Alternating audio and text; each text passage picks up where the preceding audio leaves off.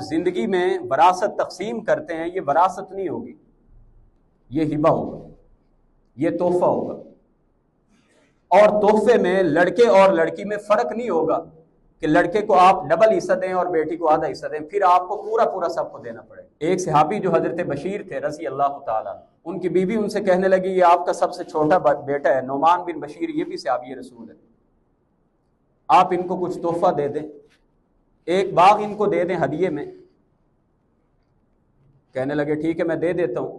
نبی کریم علیہ السلام کے پاس گئے اور جا کے عرض کیا اللہ کے رسول میرا یہ ایک باغ ہے، میں اپنے بیٹے نعمان کو گفٹ کر رہا ہوں، ہبہ کر رہا ہوں۔ نبی کریم علیہ السلام نے پوچھا کیا اسی طرح کا باغ بقیہ اولاد کو بھی کیا ہے؟ نہیں اللہ کے رسول ان کو تو نہیں کیا۔ نبی کریم علیہ السلام نے فرمایا کیا مجھے ظلم کے کام پہ گواہ بنانے آئے ہو؟ گناہ کے کام پہ میری گواہی ڈالنے آئے ہو؟ اور ایک حدیث کے الفاظ ہیں، آپ نے فرمایا کیا تم چاہتے ہو کہ جو سلوک تم بچوں کے ساتھ کر رہے ہو تمہارے بیٹے تمہاری فرما برداری کرنے میں یہی سلوک کریں؟ ایک بات نہ مانے دوسرا فرما برداری کرے۔ اللہ کے رسول میں تو یہ برداشت نہیں کرتا۔